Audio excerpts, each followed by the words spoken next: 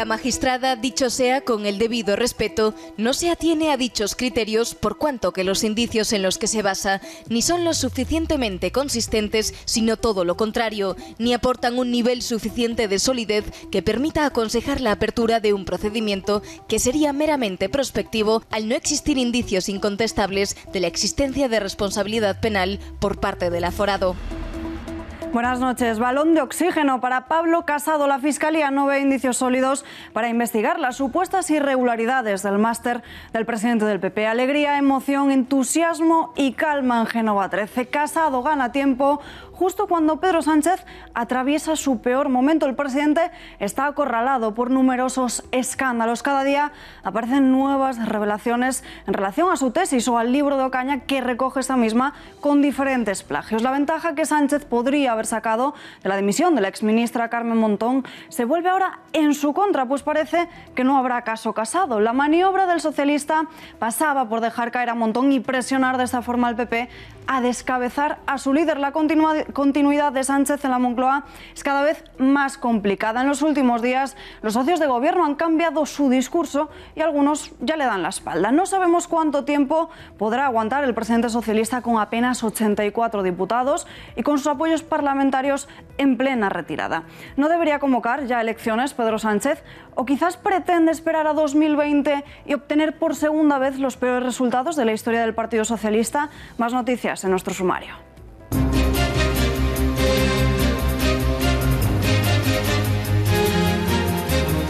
Felipe González y José María Aznar cara a cara han vuelto a encontrarse en un acto conmemorativo de la Constitución española, un debate organizado por el diario El País con motivo del aniversario de los 40 años de la Carta Magna. Enemigos y rivales políticos eternos que 20 años después muestran puntos en común en torno al desafío separatista catalán.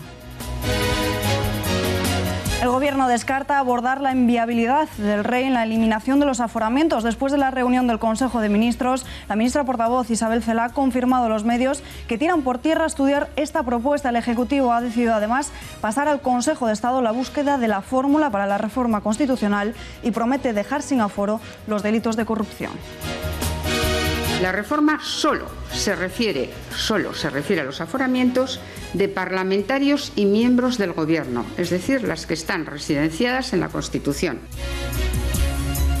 El ex primer ministro francés podría ser el nuevo alcalde de Barcelona. Manuel Valls hará previsiblemente pública su candidatura el próximo martes en una convocatoria de prensa en el Centro de Cultura Contemporánea de la ciudad. Aunque todo parecía indicar que encabezaría la lista de Ciudadanos, lo cierto es que podría hacerlo en una candidatura abierta.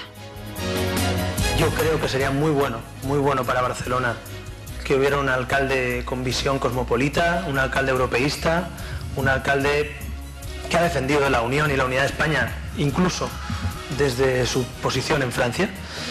Y luego no olvidemos que Manuel Valls es catalán, es barcelonés, y me consta que le apetece y que quiere, en definitiva, cambiar las cosas en la ciudad. Vox se querella contra Pedro Sánchez para que se investigue en sede judicial si su tesis doctoral fue un plagio. También se pide conocer si se ha promocionado profesionalmente a su mujer de forma delictiva. En unos minutos hablaremos con Pedro Fernández, vicesecretario jurídico de Vox. Este domingo despedimos el verano y decimos hola al otoño. Lo hacemos además con unas temperaturas más altas de lo habitual. Cielos poco nubosos y despejados con termómetros que marcarán los 30 grados. España va a recuperar el horario de invierno el próximo 28 de octubre.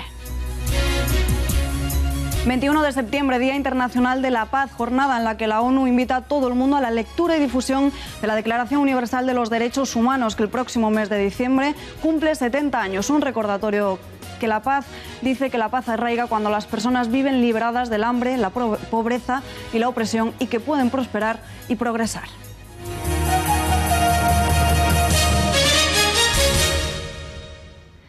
Continuamos conociendo más supuestos plagios en la tesis doctoral de Pedro Sánchez. Tal y como desvela OK Diario, el presidente también habría plagiado en su tesis al presidente de la Cámara de Comercio y de Freixenet, José Luis Bonet. Este elaboró en el año 2012 un artículo como presidente del Foro de Marcas Renombradas Españolas para ensalzar la importancia de la marca. En la tesis doctoral del socialista aparecen citas textuales bien referenciadas de este mismo artículo, pero hemos encontrado este párrafo, un párrafo copiado textualmente, obviando, como ven, algunas palabras. Pero lo más curioso llega unas páginas más adelante, cuando Pedro Sánchez copia cambiando ciertas palabras, como por ejemplo aquí.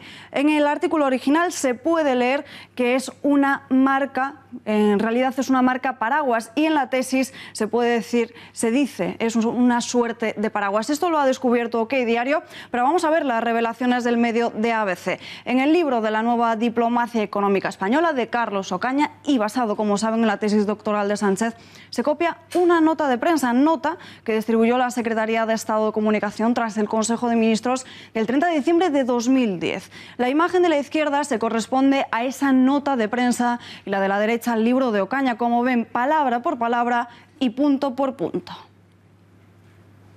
Estas informaciones merecen una respuesta por parte de la Universidad Camilo José Cela. Son declaraciones del presidente de la Real Academia de Doctores en España. Antonio Bascones dice que sobran los motivos para retirarle el título de doctor.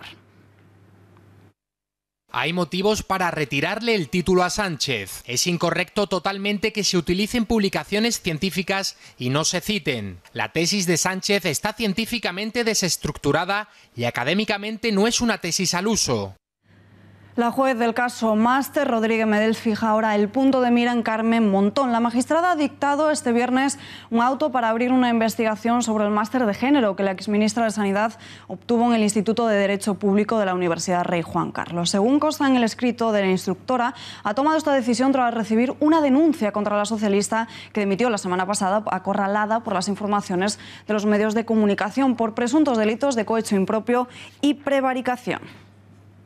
Y cada vez son más las voces que piden elecciones o una dimisión inmediata de Pedro Sánchez. La fundadora de UPyD, Rosa Díez, ha sido la última. Y no solo esto, atención a cómo califica al presidente. Entonces nos sorprende que quiera cargarse el Senado. Pues yo creo que, en fin, que tenemos que poner dimensión. Es un fariseo, lo siento mucho decirlo así, es un tramposo y además, Herrera, ¿qué quieres que te diga? Es un vago. O sea, es que lo que ha quedado demostrado con sus copias y con sus tribunales ad hoc de amiguetes es que es un vago. Y es que España, a ver, no se merece un vago y un mentiroso de presidente. Hablamos de todo ello con Javier Chicote, periodista de ABC. Tenemos conexión en directo con él. Javier, muy buenas noches. Buenas noches. Hoy revelas en exclusiva cómo el libro de Carlos Ocaña, que recoge la tesis de Pedro Sánchez, se plagió una nota de prensa del Ministerio de Industria. Es un plagio en toda regla, ¿no? No hay comillas, ni siquiera se cita. Sí, efectivamente, es un plagio en toda regla, no hay ningún tipo de referencia. Se puede plagiar también con algunas referencias, con algunas trampas, como hacía Pedro Sánchez, pero en este caso es más que claro porque no está en la bibliografía, no se cita ese documento, no se entrecomilla absolutamente nada. Eso está en un libro que yo compré hace unas cuantas semanas, que me costó 20 euros y que analizándolo pues he encontrado que hace lo mismo que en la tesis, pero de forma quizá aún más grosera. Coge la nota de prensa con la referencia del Consejo de Ministros de aquel viernes y lo que se distribuye a los periodistas, que distribuye al secretario de Estado de Comunicación, lo habéis visto 1000 veces, pues lo copia y lo pega directamente, como si fuera Pedro Sánchez el que está escribiendo eso, cuando en realidad es la parte del Ministerio de Industria que se abordó en el Consejo de Ministros. Ayer en las filas socialistas aseguraron que era una especie de tomadura de pelo que decir que 300 o 500 palabras sin comillas era un plagio y que se debía a un simple error. ¿No es una defensa, por así decirlo, un poco floja? Eso no se lo creen ni ellos. Es un plagio en toda regla. No se puede plagiar, no se puede copiar y no se pueden copiar 50 folios, ni uno ni dos párrafos. Punto, es plagio. Es decir, cuando se copia y se pega hay que entrecomillar y citar. Y este señor copiaba y pegaba y ni entrecomillaba ni citaba. Eso es un plagio y están defendiéndose porque algo tienen que decir, pero es obsceno y es grotesco lo que está haciendo ahora mismo el Partido Socialista por intentar defender a Pedro Sánchez, porque su situación es completamente indefendible. Yo soy profesor universitario y Pedro Sánchez, si a mí me entrega ese trabajo, habría tenido automáticamente básicamente un 0. Su tesis es un desastre, su libro posterior es otro desastre y lo que es más grave, contiene gravísimas faltas de integridad académica. Lo digo aquí y estaría encantado de decirlo delante de un juez, que por cierto no me ha llegado ninguna demanda pese a las amenazas del presidente del gobierno. Han pasado 8 días desde que Pedro Sánchez anunciara medidas legales contra su periódico, pero parece que esta demanda no va a llegar. Sí, como te decía, la demanda no ha llegado. No sé si en algún momento va a llegar, pero yo creo que no lo va a hacer. Primero ha hablado de una querella, luego de una demanda civil, lo dijo también en televisión, que se lo estaba pensando que como ciudadano quizá iba a demandar. Bueno, yo sí que me gustaría decirle que a mí el ciudadano Sánchez me importa un rábano y la tesis del ciudadano Sánchez lo mismo. A mí me importa la tesis y sobre todo la integridad del presidente del gobierno, que se llama Pedro Sánchez. Si quiere demandar, que demande, está en su derecho. Aquí, al diario ABC, no ha llegado de momento ninguna demanda ni ninguna querella del presidente del gobierno. Los pilares de la Moncloa son cada vez más débiles. ¿Habrá informaciones escandalosas del propio Sánchez o de su equipo en los próximos días? Yo mañana mismo voy a dar más, es decir, mañana mismo y no voy a parar, no voy a parar. La verdad es que estoy un poco cansado, son muchos días de mucho trabajo, de dormir poco, de aguantar muchas presiones, pero vamos a seguir firmes, vamos a seguir sacando información, porque aún hay mucha, porque es un caso escandaloso y porque estamos en la obligación de contarlo, pese a que sus palmeros mediáticos intenten desactivarlo. Pero poco a poco se van subiendo. Todos aquellos que no veían plagios en ningún sitio, que solo era yo el que los había visto, querían dar a entender que yo me los inventaba, no, ahí estaban los plagios, yo fui el primero en verlos, pero ahora el que los busque los va a encontrar, porque están ahí y nosotros desde luego vamos a seguir firmes. ¿Todos los escándalos que están rodeando a Sánchez podrían propiciar un adelantamiento electoral incluso antes de Navidad? Bueno, eso ya no me corresponde a mí, pero su situación es muy débil porque, para empezar, pues con 85 diputados en el Congreso ya de por sí es un gobierno débil, pero estos escándalos le están debilitando cada día más. Yo estoy completamente seguro de que la legislatura no la va a terminar y luego pues tendría dos opciones: o adelantar elecciones, que es lo que puede ocurrir, yo creo, en un periodo breve de tiempo, o incluso dimitir, porque lo que hemos publicado es más que suficiente en un país. Lo que pasa es que él está teniendo unos apoyos mediáticos importantes, pero eso ya se está resquebrajando, ya se ha resquebrajado, y yo creo que esta legislatura toca a su fin dentro de muy poco tiempo. Javier Chicote, gracias por atender a las cámaras de este informativo y muy buenas noches. Gracias, un placer. Pero la polémica no solo gira en torno a la tesis y el libro de Pedro Sánchez, sino también en los currículums de su círculo más cercano. El jefe de gabinete de Sánchez parece que también ha falseado su currículum. Redacción de informativos, María Matos. Sí, se trata de Iván Redondo, uno de los consultores políticos de más éxito en España. De hecho, ha estado asesorando a figuras políticas muy importantes y ahora que está en la Moncloa, ahora que está cerca de Sánchez en esa jefatura de campaña, nos hemos dado cuenta de que hay cosas que no cuadran, como por ejemplo en su currículum. En su página web profesional aparece que él está especializado en campañas electorales por la Universidad George Washington. Nosotros nos hemos puesto en contacto con la Universidad Americana, hemos llamado personalmente y tenemos los papeles oficiales que nos confirman que desde la universidad no pueden confirmar que se haya inscrito en dicha universidad, tampoco que haya ido a clase y mucho menos que le hayan expedido un título en esta universidad americana. Por lo tanto, Iván Redondo podría haber falseado su currículum. Eso sí, hay que decir también que los medios de comunicación españoles, antes de saber todas estas noticias, daban por veraz esa información y todos le presentaban como especializado en campañas electorales. También hay que decir que entramos en su página web oficial, ahora en la de la Moncloa, y no hay ni rastro de su paso por Estados Unidos. Gracias, María. Y atención, porque la formación que preside Santiago Abascal, Vox, ha puesto una querella contra Sánchez para que se investigue en sede judicial si su tesis doctoral ha sido un plagio. Tenemos conexión telefónica con Pedro Fernández, el vicesecretario jurídico del partido. Señor Fernández, muy buenas noches. Hola, ¿qué tal? Buenas noches. Han presentado, como decimos, esta misma mañana una querella en el Supremo. ¿En qué delitos podría haber incurrido el presidente?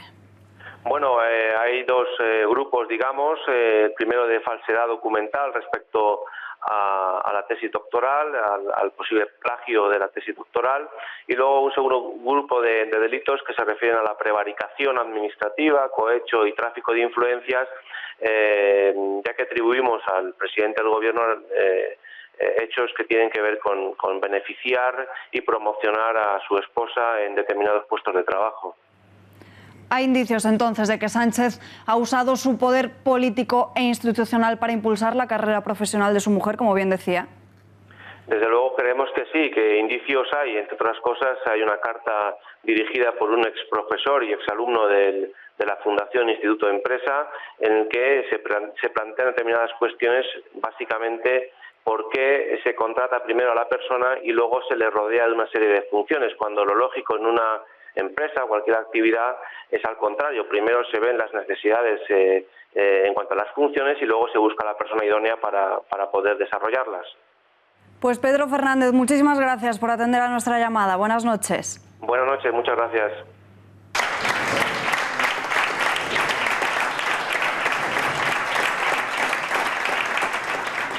Entre aplausos así han recibido a Pablo Casado sus compañeros de equipo. Sonrisas inevitables y calman el Partido Popular. Y es que esta mañana se conocía cómo la Fiscalía se opone a que el Tribunal Supremo investigue al presidente del PP por las presuntas irregularidades de su máster en la Universidad Rey Juan Carlos. Rechaza que se abra una causa contra el líder del PP después de que una jueza de Madrid apreciara indicios de responsabilidad penal en la obtención del posgrado de Casado y elevase la causa al Supremo.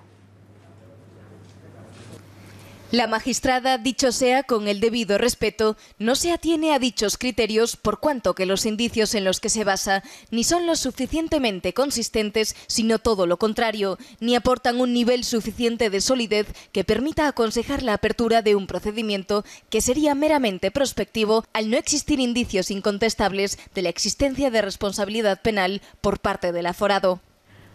Carpetazo también de la Rey Juan Carlos a la investigación sobre la licenciatura de ADE del mismo. La Inspección de Servicios de la Universidad ha archivado la información reservada que abrió de oficio sobre la licenciatura en Administración y Dirección de Empresa del líder popular tras no detectar irregularidades, según ha informado esta misma mañana el rector Javier Ramos al Consejo de Gobierno. La universidad ha explicado que el Servicio de Inspección ha analizado todos los procedimientos formales administrativos del alumno, tales como su expediente académico completo, matriculación, pagos, calificaciones, actas y convalidaciones. Génova 13 salta de alegría y espera que todos aquellos que exigieron la dimisión o atacaron a Pablo Casado públicamente pidan ahora perdón. En boca del secretario general de Teodoro García Egea ha mandado un consejo a todos ellos: a aprender a trabajar la prudencia. La verdad se abre camino poco a poco, siempre lo he dicho, en el Parlamento, en los medios de comunicación, en la calle, cuando me han preguntado. Conforme iba pasando el tiempo, las dudas sobre la honorabilidad del presidente Casado se iban despejando, todo lo contrario que en otros casos de la política española que estamos conociendo día tras día, y nada hay de qué preocuparse si se tiene la verdad a tu lado, y eso es lo que ha ocurrido siempre en este caso. Como dijo alguien una vez, la mejor política es la honestidad, y conforme van pasando los días, el presidente Casado ve cómo todos esos valientes que dudaron de su honorabilidad, que dudaron de su carrera, de sus convalidaciones, de su profesionalidad, están siendo desmontados esos argumentos por la vía de los hechos. Misma alegría que manifiesta el presidente de la Comunidad de Madrid. Ángel Garrido señala que es una buena noticia que la Fiscalía se niegue a investigar esas supuestas irregularidades. Bueno, yo creo que es lo que todos creíamos también, ¿no? Que no había absolutamente ningún motivo para esa investigación. Me alegro mucho, de verdad, de que la Fiscalía emita ese informe. Ahora, lógicamente, el Tribunal tendrá que decidir, pero es cierto que un informe de Fiscalía, que es la parte de acusación, que ya indica que no hay ningún indicio para que se siga con la tramitación, creo que es una muy buena noticia para todo, para Pablo Casado y sobre todo para la verdad. El Partido Popular, como decíamos, respira con tranquilidad y con mucha calma. Hablamos de todo ello con el analista político Asís Timmermans. Señor Timmermans, muy buenas noches. Muy buenas noches, ¿qué tal? Tras esta decisión de la Fiscalía, ¿sale Casado reforzado ya no solo como líder del PP, sino también como líder de la oposición? Bueno, lo obvio es que tiene un panorama de mayor tranquilidad en ese sentido y sobre todo que se puede centrar, o parece que se podrá centrar en su labor y por lo tanto sí sale reforzado como líder de la oposición. Pero también hay que recordar a los oyentes que de lo que estamos hablando es una decisión de la Fiscalía y que está por producirse la decisión del Tribunal Supremo en orden a investigar o no posibles indicios en ese tema. Pedro Sánchez, con la publicación de su tesis, pretendía acorralar al líder popular, pero parece que se ha vuelto en su contra. ¿Es ahora Pedro Sánchez el que está acorralado?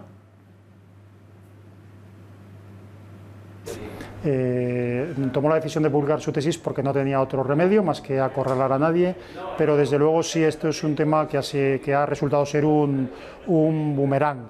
El problema de Pedro Sánchez es que, sobre todo, es que se ha producido una serie de falsedades en sede parlamentaria.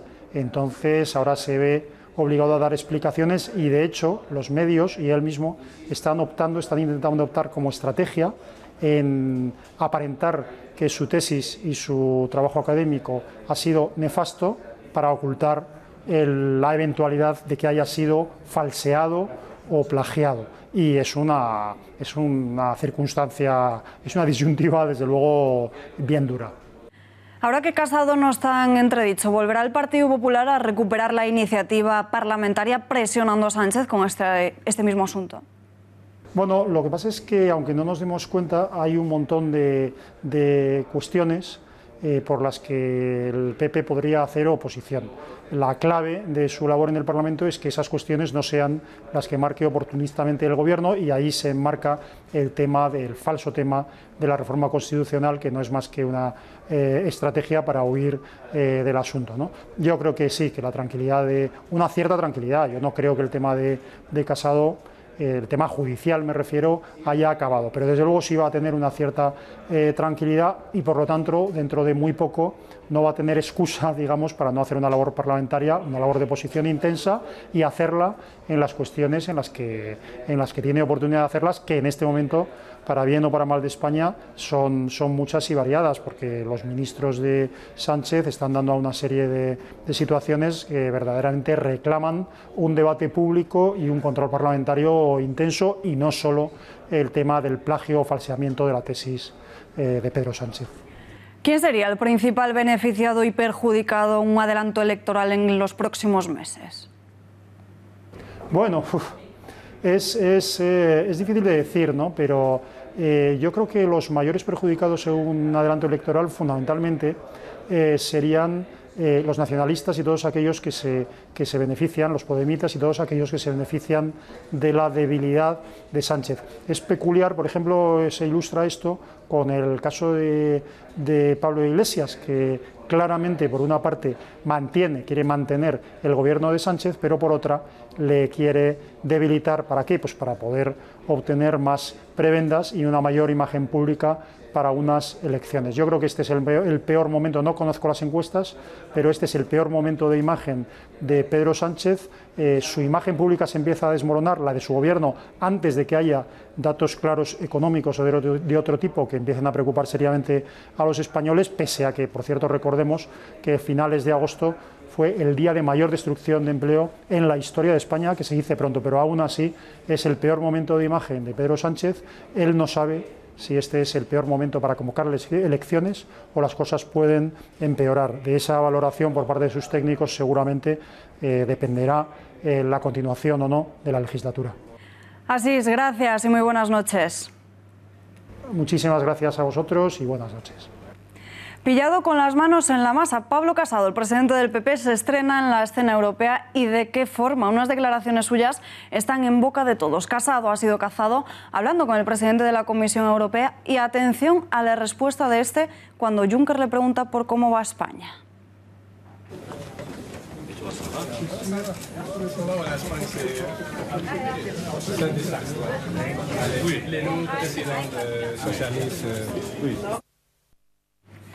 Al Partido Socialista le ha salido el tiro por la culata. Todos los últimos movimientos, el de hacer caer a Carmen Montón después de hacer pública su tesis doctoral y anunciar que va a dar explicaciones sobre su doctorado, estaban dirigidos a poner a Casado entre la espalda y la pared. Ahora Pedro Sánchez es el cazador cazado. Editorial con Rafa Núñez Huesca.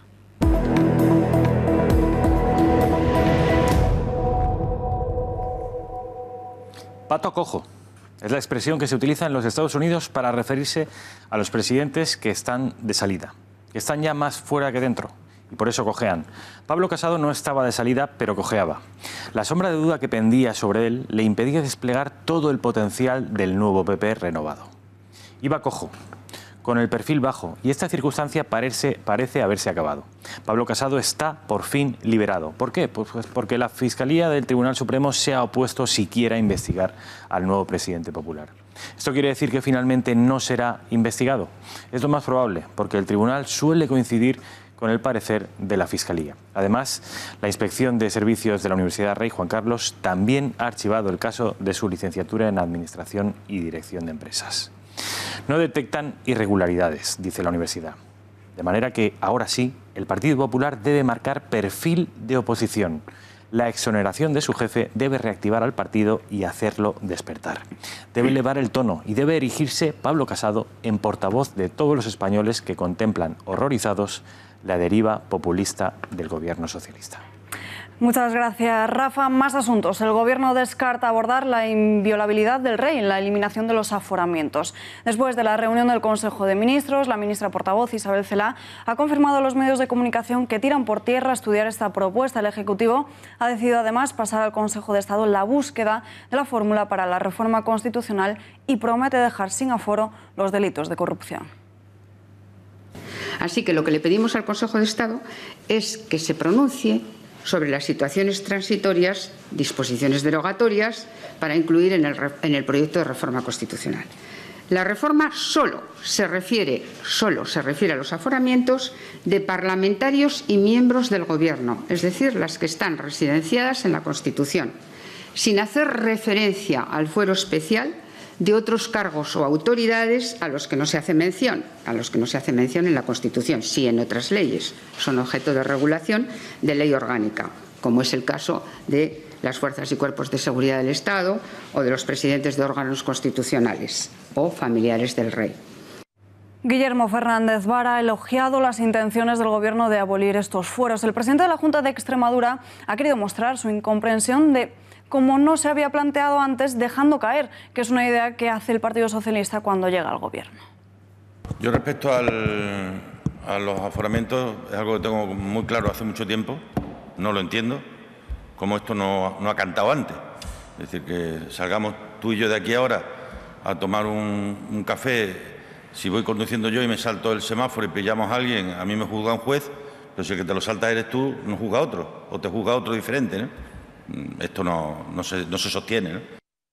Suprimir los aforamientos pasa por una reforma exprés de la Constitución, algo que no convence del todo al resto de los grupos políticos. Uno de ellos, el del Partido Popular. Hoy Alberto Núñez Feijóo ha reiterado las palabras del resto de miembros de su equipo y señala que esta medida la hace ahora el Partido Socialista para intentar llenar un vacío del Gobierno. El debate no es aforamiento sí o aforamiento no, ese debate se puede tener si todos los jueces y magistrados, si todas las fuerzas y cuerpos de seguridad, si todos los políticos deben o no estar aforados. Pero creo que hacer esto o presentar esto para intentar llenar un balance escaso en los 100 primeros días, después de la dimisión de una ministra y ante los interrogantes de plagio de su tesis doctoral, no creo que sea lo más conveniente. Pablo Iglesias ha negado hoy tener compromiso o complicidad alguna con el Gobierno. Dicen que ellos se deben a los ciudadanos. El de Podemos ha querido hablar de pensiones, de la luz y de los salarios. Escuchen. Nosotros no tenemos compromiso con el Gobierno, tenemos compromiso con la gente, con los españoles, con España. Y estamos dispuestos a ponernos de acuerdo con el Gobierno y a decir la verdad. Esa verdad a veces le gustará al Gobierno y a veces no. Y abrimos nuestra habitual sección de La Lupa de Rafa Núñez Huesca. Rafa, muy buenas noches de nuevo. Muy buenas noches, Alba. En esa misma entrevista, en ese medio de comunicación, Pablo Iglesias también ha propuesto un referéndum sobre la prohibición de los toros. Efectivamente, no solo un referéndum, Alba, sino que pide, para empezar, esto ya ni siquiera quiere someterlo a la opinión de los españoles, pide acabar con todas las subvenciones que en este momento tiene la tauromaquia. Pide un referéndum Pablo Iglesias, pero en realidad lo que está queriendo decir es que lo que busca es suprimir la tauromaquia. Como cuando piden un referéndum los separatistas no están pidiendo testar la opinión de los catalanes o de los españoles, están pidiendo la secesión. Como cuando piden un referéndum los republicanos sobre la monarquía no están pidiendo que los españoles se pronuncien al respecto de la continuidad o no de la monarquía, están pidiendo el advenimiento de la Tercera República. Miren esta imagen. Se trata de la responsable de Podemos en la provincia de Sevilla. Ella responde al nombre de Begoña Gutiérrez. y dice: si gobernamos y se plantea quitar la Semana Santa, los ciudadanos decidirán. Como ven, no es el único ogro al que Podemos quiere someter a un referéndum. Es la tauromaquia, pero también es la Semana Santa. Dice Pablo Iglesias que él no quiere imponer un criterio a nadie y que por eso quiere parapetarse detrás de la opinión de los españoles. Y digo yo, Alba, que si no quiere imponer un criterio a nadie, pues creo yo que lo suyo sería que dejara que los aficionados a la tauromaquia pudieran acudir libremente a las plazas de toros, y a los que no le gusten los toros, pues que no vayan. Pero Rafa, ¿qué problema tiene la izquierda con la tauromaquia? Pues en realidad, Alba, no es solo con la tauromaquia, es con los toros, pero es, como acabamos de ver, con la Semana Santa, es con el himno, que definía Pablo Iglesias como una cutre, pachanga, fachosa, es con la bandera, es, como vemos, con los toros, es con la Semana Santa, es con todo lo que tenga que ver en realidad con el país. Es con las fiestas navideñas, que saben ustedes que aquí en Madrid, Carmena, y en otras ciudades que se autodenominan del cambio, también ha sido absolutamente desvirtuada. En realidad, como digo, lo que no le gusta a la izquierda, o a una parte de ella, es España y todo lo que representa. ¿Pero verdaderamente crees que esto va a salir adelante? Pues yo pienso que no. Yo en realidad creo que la izquierda está muriendo de éxito. La izquierda ha obtenido históricamente los éxitos a los que anhelaba, que eran principalmente éxitos de tipo social, de protección social del ciudadano, y ahora está dedicándose a otro tipo de batallas. La izquierda parece haberse erigido en los últimos tiempos en una suerte de juez moral de la sociedad, y está acercándose a asuntos que antes pues realmente no importaban a nadie, como por ejemplo el del ecologismo, el del animalismo, el de la tauromaquia, el del feminismo. Son una serie de cortinas de humo que tienen como objetivo desviar la atención, pero que, como hemos estado viendo en estos últimos meses de Pedro Sánchez, al final acaban en nada. Es la espuma de la cerveza que al final desaparece. Pues Rafa, muchísimas gracias por esta interesante sección. Nos vemos el lunes. Buen fin de semana. Buen fin de semana. Y durante toda esta semana, OK Diario ha desvelado en exclusiva numerosas polémicas en torno al líder del Partido Socialista en Santander. Hemos conocido que colocó a todos los miembros del tribunal de su tesis como profesores en el máster que dirigió, también que el director de ese mismo posgrado se gastó 300.000 euros públicos. Y tenemos con nosotros al autor de esta información en exclusiva, Alejandro Entrambas-Aguas. Alejandro, muy buenas noches. ¿Qué tal? Buenas noches. ¿A quién colocó el número 1 del Partido Socialista en Santander? El líder del PSOE en Santander, Pedro Casares, colocó a 4 de los 5 miembros de los docentes que evaluaron su tesis doctoral como profesores en el máster que él mismo dirigía en la Universidad de Cantabria desde el año 2010. Se trata del máster en Comercio, Transportes y Comunicaciones Internacionales. Cabe destacar que Pedro Casares, el líder del PSOE en Santander, primeramente se licenció en Ciencias Empresariales y Económicas entre el año 2001 y 2005. Posteriormente cursó el máster en Comercio y Transportes, realizó su tesis doctoral y seguidamente le hicieron profesor de ese máster que anteriormente había realizado. Fue en ese momento cuando empezó a colocar a todos los cargos políticos que él consideró. Pero nosotros, además, también destapamos que Pedro Casares colocó a otro miembro del Partido Socialista en Cantabria como coordinador en otro máster que él también dirigía dentro de la Universidad de Cantabria. Se trata del responsable Javier López Garrido, que le colocó en el máster de Logística y Gestión Medioambiental. Todo esto, aparte de ser un escándalo, porque estamos hablando de que un político está colocando a otros políticos en la Universidad de Cantabria, es que se está haciendo todo con dinero público, porque todos estos másters están financiados con dinero directo, entre otros organismos públicos, del Gobierno de Cantabria, el Ministerio de Fomento y el Fondo Social Europeo. A raíz de estas informaciones que publicáis en OK Diario, la Universidad de Cantabria ha eliminado este máster de su web, ¿no? En el mismo momento en el que nosotros publicamos este escándalo, este dedazo por parte del candidato a alcalde de la ciudad de Santander por el Partido Socialista, la Universidad de Cantabria en ese mismo momento bloqueó el organigrama de la página web del máster en el que colocó a Javier López Garrido, perteneciente al Partido Socialista de Cantabria, miembro del Comité Sectorial de Organización del PSOE en Cantabria como coordinador del máster en Logística y Gestión Medioambiental. En vez de salir públicamente la universidad y contar lo que estaba ocurriendo dentro de todo este máster y alejar la polémica, si es que verdaderamente no la había. Lo que ha hecho la Universidad de Cantabria ha sido proteger, en este caso, al líder del PSOE en Santander, Pedro Casares. El director de la tesis de Pedro Casares se gastó exactamente 122.000 euros públicos. ¿Pero en qué se gastó esta cantidad? Lo contamos esta semana. Se trata del profesor universitario que dirigió la tesis de Pedro Casares. Se trata de Pablo Coto Millán.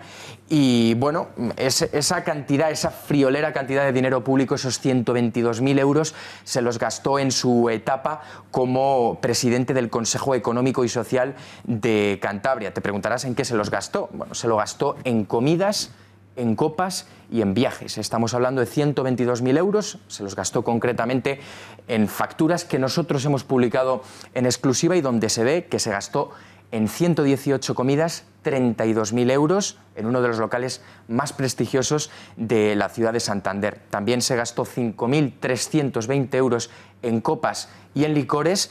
En el momento en el que todo esto salió a la luz, se le destituyó en el momento de ese cargo público, pero lo verdaderamente escandaloso es que a día de hoy Pablo Coto Millán es el actual decano de la Facultad de Económicas de la Universidad de Cantabria. Y más polémicas en esa universidad, en la Universidad de Cantabria, porque el delegado del Gobierno en Cantabria también cursó el máster que dirige el socialista Casares. Fue justo en ese mismo año, como contáis en OK Diario, cuando el número 1 del Partido Socialista en Santander pasa de ser alumno a ser coordinador de este máster. ¿No es un poco sospechoso, no es un escándalo? Más que sospechoso, como tú dices, es un verdadero escándalo que el actual secretario general del Partido Socialista en Cantabria, Pablo Zuluaga, recién nombrado desde que Pedro Sánchez es presidente del Gobierno, delegado del Gobierno en Cantabria, se espera a que Pedro Casares, que en ese momento estaba haciendo ya carrera política dentro del Partido Socialista, se espera a que le nombraran parte directiva de ese máster en Comercio, Transportes y Comunicaciones Internacionales de la Universidad de Cantabria para realizar ese máster. Pablo Zuluaga, la verdad es que ahora tiene un problema bastante importante en Cantabria. Como te digo, es el máximo responsable del PSOE en Cantabria. Se quiere presentar a las elecciones, opta por ser el próximo presidente autonómico, pero lo verdaderamente grave de toda esta situación es que, a pesar de ser el delegado de Gobierno, ha dicho públicamente que va a dimitir un mes antes de presentarse a las elecciones. O sea, es decir, estamos hablando de un uso partidista de un cargo tan importante, de una responsabilidad tan grande como es la de delegado de Gobierno. Nos estamos refiriendo a un uso fraudulento de un cargo tan importante público, una falta de respeto a las instituciones y un hecho muy grave en la democracia. ¿Está la Universidad de Cantabria politizada, es decir, al servicio del Partido Socialista? Lo hemos demostrado en OK Diario con todas las entregas que en estos últimos días hemos publicado en exclusiva. Cabe destacar que la universidad lo que debería haber hecho había sido salir públicamente y haber descartado que no había habido ninguna irregularidad en todo lo que nosotros hemos contado en el periódico. Pero lejos de realizar todo eso, la universidad se niega en todo momento a hacer ningún comentario público, lo que da a entender que está protegiendo los cargos políticos que hay dentro de la Universidad de Cantabria, en este caso del Partido Socialista. Ayer fue la apertura del curso académico dentro de la Universidad de Cantabria y el rector Ángel Pazos, paradójicamente, dijo que en la Universidad de Cantabria nunca había habido ningún escándalo, refiriéndose a los polémicos másters, y que en el caso en el que lo hubiera no le iba a temblar la mano y que iba a ser contundente para cortar todo esto de raíz. Es un escándalo que sobre todo lo tienen que sufrir los profesores decentes de la Universidad de Cantabria y los alumnos que con esfuerzo sacan sus estudios con éxito. Desde luego, Alejandro, muchísimas gracias por estar aquí con nosotros en nuestro plato de informativos. Buenas noches. Gracias, Alba. Buenas noches. Corrían los años 90 cuando José María Aznar pronunció aquella frase que pasó a la historia: váyase, señor González, váyase. Y Felipe González se fue de la Moncloa para que Aznar ocupase su lugar. 20 años después, los eternos rivales han vuelto a encontrarse las caras en un acto conmemorativo de la Constitución, un debate organizado por el diario El País con motivo del aniversario de los 40 años de la Carta Magna.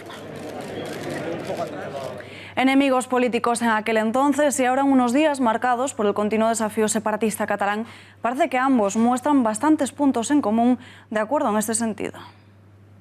Felipe González y José María Aznar han vuelto a reivindicar el régimen del 78 justo cuando la Constitución y la unidad de España están más en entredicho que nunca. Los dos presidentes del gobierno más aclamados en el PSOE y en el PP han participado juntos en un acto en el que no solo han recuperado su legado, sino sobre todo el de la Carta Magna. Ninguno de los dos expresidentes rehuyó tema alguno. Tanto González como Aznar confesaron sentirse orgullosos del régimen del 78. Algunas de las verdades convencionales que se han ido asentando, calificando al régimen del 78, del que me siento muy orgulloso, incluso que le llamen régimen del 78. Yo también me siento del régimen del 78. Felipe además pidió sin demoras una reforma de la Constitución. Como la falta de valentía para proponer y empezar a hablar de qué es lo que se necesita, si es que se necesita, y yo lo creo, algún tipo de reforma. No faltó tampoco la mención a la crisis catalana. Felipe González señaló que está más cerca de perder autonomía que de lograr la independencia. Ustedes están de verdad con su actitud, y lo podía desarrollar, más cerca de perder autonomía que de ganar independencia. Por último, Aznar incluso habló de devolver el orden a una autonomía que vive hace tiempo en la anomalía. Hace tiempo yo dije la frase de que, porque la creo, que antes que romperse España se fracturaría Cataluña, y desgraciadamente eso es lo que se ha conseguido. Después de 37 años de gobierno socialista en Andalucía, Albert Rivera le ha reprochado a la presidenta de la Junta, Susana Díaz, no tener palabra al no haber cumplido las promesas del pacto de investidura. El líder de Ciudadanos augura unas elecciones antes de conocer la sentencia de los SERE.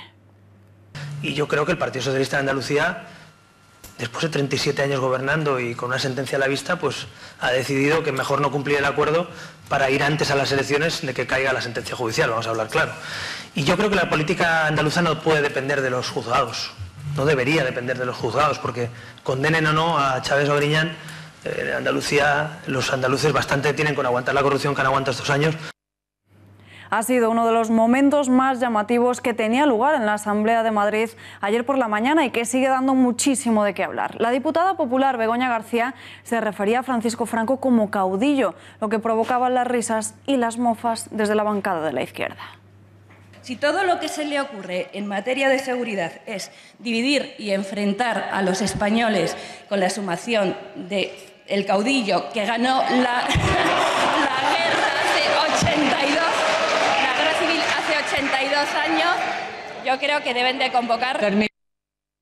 Y atención a cómo voces del propio partido de la diputada madrileña se han querido desmarcar de estas declaraciones en las últimas horas. Uno de ellos ha sido Fernando Martínez Mayo, que no solo rechaza usar la palabra caudillo, incluso dice que era un dictador. Lo están viendo en sus pantallas a través de un mensaje en su perfil de Twitter en el que apunta lo siguiente: Franco era un dictador en toda regla, como Lenin o Hitler. Los que sufrimos en las carnes de nuestra familia al dictador llamamos a las cosas por su nombre, pero que nadie confunda nuestra posición como partido por unas declaraciones desafortunadas. Malas noticias para la economía catalana. Cae la inversión extranjera en Cataluña. La región ha registrado un retroceso del 41%, según los últimos datos del registro de inversiones exteriores publicados este jueves por el Ministerio de Industria, Comercio y Turismo. Por su parte, esta inversión en España ha alcanzado los 11.969 millones de euros en el primer semestre de este año, lo que supone un incremento del 1,3% respecto al mismo periodo del año anterior. A pesar de la mejora en el primer semestre, la estadística refleja un retroceso de la inversión a nivel nacional del 22% en este segundo trimestre del año, hasta los 4.432 millones de euros. Y las explicaciones del Gobierno sobre el escándalo del chat de jueces en el que se vertían críticas sobre el separatismo no son suficientes para el Govern. Elsa Artadi, la portavoz del mismo, ha atacado a la justicia española y asegura que no es independiente. És evident que les explicacions que ha donat no són suficients. No és un xat privat, és un xat corporatiu. És un xat corporatiu que té les seves normes i té les seves implicacions. És un xat que és públic per tots els jutges que hi són. Per tant, el que no es pot dir és, escolta'm, aquesta gent estava parlant com si haguessin estat sopant a casa seva amb uns amics. No és el context en absolut. Ciudadanos catalanes hartos del rodillo separatista vuelven a salir a las calles a retirar propaganda secesionista, lazos amarillos, esteladas, pancartas y todo tipo de simbología independentista. Esta fue retirada la semana pasada de las localidades de Lecabáñez, Pacs del Penedès, Torrelles de Foix, Sant Martí Sarroca y La Múnia. Una muestra más de que la Cataluña silenciada sigue luchando contra aquellos que quieren romper España. Y comenzamos a conocer la lista de candidatos a la alcaldía de Barcelona. El consejero de Exteriores de la Generalitat, Ernest Maragall, será el candidato de Esquerra Republicana a la alcaldía de la ciudad en las próximas elecciones municipales. La ejecutiva del partido en Barcelona se va a reunir mañana para hacer oficial esta decisión. El nombramiento va a provocar que Quim Torra, el presidente de la Generalitat, tenga que hacer un pequeño cambio en su gobierno. Así lo ha decidido Oriol Junqueras desde prisión y Marta Rovira fugada en Suiza. Y el ex primer ministro francés podría ser el nuevo alcalde de Barcelona. Manuel Valls hará previsiblemente pública su candidatura el martes en una convocatoria de prensa en el Centro de Cultura Contemporánea de la ciudad. Así se ha dado a conocer en una convocatoria de su propio equipo en la que no se aclara en ningún momento el rumbo de su decisión, aunque sí se plasma que se va a dar a conocer su futuro durante esa cita. Y aunque hasta el momento se esperase que lo hiciera al frente de Ciudadanos, varios medios de comunicación detallan que será en una plataforma abierta y no con el partido de Albert Rivera. Y ahí están viendo sus pantallas un tuit que publicaba el mismo Valls diciendo que ya estaba en Barcelona. Y el propio Albert Rivera también ha dicho que va a revelar en los próximos días si Valls es el aspirante de su partido. El ex primer ministro siempre ha sido muy crítico con el independentismo catalán y por ello Rivera dice que hablaría muy bien de España. Yo creo que sería muy bueno para Barcelona que hubiera un alcalde con visión cosmopolita, un alcalde europeísta, un alcalde que ha defendido la unión y la unidad de España, incluso desde su posición en Francia. Y luego no olvidemos que Manuel Valls es catalán, es barcelonés, y me consta que le apetece y que quiere, en definitiva, cambiar las cosas en la ciudad. Entonces, claro, yo creo que Barcelona, si en vez de a Colau y a Torra tiene a Valls y a Ciudadanos, pues desde luego creo que Barcelona puede ir mucho mejor, y Barcelona por primera vez podría ser, después de muchos años, una ciudad que contribuya, lo que hablábamos antes de Andalucía, y que hable bien de España. Y ayer se cumplieron 499 años desde que España cambiara la historia del mundo. El 20 de septiembre de 1519 zarparon de la península para demostrar que la Tierra era redonda. 1125 días con 18 supervivientes. Iban a bordo de 5 barcos: San Antonio, Trinidad, Concepción, Victoria y Santiago, con unos 150 españoles, 30 portugueses, 25 franceses, italianos, griegos, flamencos, además de irlandeses y hasta un inglés. Y hablamos de este aniversario con el historiador y director de Tiempos Modernos, Fernando Paz. Le saludamos ya. Fernando, muy buenas noches. Muy buenas noches. Antes de Juan Sebastián Elcano, otros habían intentado dar la vuelta al mundo. ¿Está demostrado al 100% que fue el marino español el primero en lograrlo? Sí, fue el primero en lograrlo, y además es que el objetivo de dar la vuelta al mundo no estaba en el programa de nadie. De hecho, Juan Sebastián Elcano fue el que culmina la vuelta al mundo, pero no era su propósito dar la vuelta al mundo. Cuando sale la expedición de Magallanes, las 5 naves de Sanlúcar de Barrameda, bueno, de Sevilla y luego Sanlúcar de Barrameda, en 1519, lo que pretenden es llegar a Catay, a Zipango, a la India, lo que es China, Japón y la India, y a las Islas Molucas, que eran las Islas de las Especias. La vuelta al mundo se da porque no le queda más remedio a quien queda al mando final de la expedición, que es Juan Sebastián Elcano, y que llegará con una nave de las 5 que salieron en principio. Pero no era ese su propósito. Sin embargo, sí, fue el primer hombre que dio la vuelta al mundo. ¿Qué supuso para el imperio español la proeza de Juan Sebastián Elcano? Bueno, la vuelta al mundo del Elcano, los 3 años de navegación que costó dar la vuelta al mundo, realmente son una verdadera conquista del espíritu humano. Supuso comprobar de forma fehaciente la esfericidad de la Tierra, aunque ya era algo que se sabía de modo teórico desde 5 o 6 siglos antes de Cristo. Por tanto, no era verdaderamente ninguna novedad, y todas las personas un poco ocultas sabían que la Tierra era redonda. Bueno, para el Imperio Español supuso la irrupción en el Océano Pacífico, sobre todo, y el que se convirtiera ese gigantesca masa de agua que abarca unas 300 veces, para que nos hagamos una idea, la superficie de España, se convirtiera el mayor océano del mundo en una masa de agua conocida como nada menos que el lago Español. Eso es lo que supuso, en términos prácticos, que los españoles se apoderasen del Océano Pacífico. Fernando Paz, gracias y muy buenas noches. Un placer, buenas noches. ¿Se imaginan adquirir un iPhone por apenas unos céntimos? Es lo que ha hecho un hacker de Taiwán, pero no solo uno, sino 502 teléfonos de Apple. Para ello usó un fallo en la tienda online del gigante estadounidense por $1 taiwanés, lo que equivale a 3 céntimos de euro. El ingeniero informático, que ya logró comprar otro iPhone a un precio mucho más bajo al de venta en 2016, así presumía de ello y lo hacía público en su página de Facebook a través de 3 capturas de pantalla en las que se mostraba la aceptación de la transacción de la compra. Castigo a China por comerciar con Rusia. El Departamento de Estado de Estados Unidos ha anunciado que va a sancionar a una agencia militar china por haber comprado armas al principal exportador de armas ruso. Todo ello supone una violación a las sanciones aprobadas el pasado año 2017. Y no se queda aquí. El país norteamericano también incluye entre esas sanciones a 33 personas y entidades asociadas con el ejército e inteligencia rusa. Y nosotros nos despedimos ya, no hay tiempo para más, pero quédense con nosotros esta noche a las 10 de la noche. Debería ser noticia. Mañana especial informativo con Xavier Horcajo. Nosotros volvemos el lunes. Que tengan un buen fin de semana.